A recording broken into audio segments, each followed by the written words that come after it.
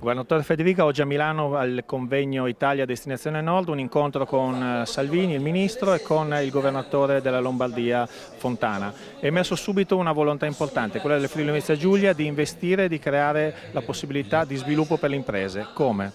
Noi crediamo fortemente che le misure che stiamo portando avanti per quanto riguarda la defiscalizzazione, quindi la convenienza economica di investire in Friuli Venezia Giulia, abbinata agli investimenti che vogliamo fare sul territorio in termini di infrastrutture, siano fondamentali. Noi vogliamo proprio utilizzare la possibilità anche di fare mutuo per investimenti. Questo vuol dire innovare il Friuli Venezia Giulia, vuol dire renderlo competitivo, non c'è soltanto il vantaggio fiscale o il vantaggio della semplificazione normativa, ma esiste anche un vantaggio logistico. Un'impresa può risparmiare molto se gli diamo tutta quell'infrastruttura necessaria per essere veloce e quindi poter diminuire i costi, mantenendo ovviamente e garantendo posti di lavoro e salari dignitosi. Su questo vogliamo operare e in questa direzione sta andando l'attuale amministrazione regionale.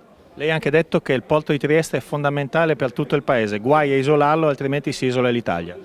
Sì, il porto di Trieste e devo dire tutta la logistica collegata al porto di Trieste, penso anche alle prospettive dell'interporto di Cervignano, penso a Gorizia, penso ovviamente a Fernetti che sta nella stessa provincia di Trieste, hanno un loro sistema che guarda all'estero.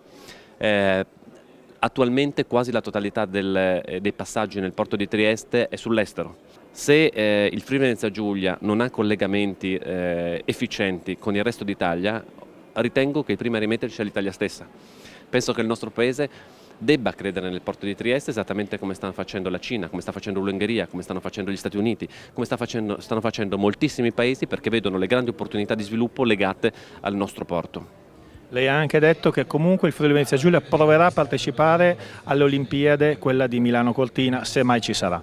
Sì, è una battaglia difficile ovviamente, però ci auguriamo che una specialità possa essere giocata anche nel territorio regionale, perché così anche si comprenderebbe tutto quell'arco montuoso, quell'arco alpino che tenendo Lombardia, Veneto, qualche specialità ovviamente in Trentino e a Bolzano potrebbe coinvolgere anche la nostra regione e visto gli EIOF del 2023 potrebbe essere un'occasione di collegamento importante anche in prospettiva di sviluppo coeso e coordinato di tutto il territorio.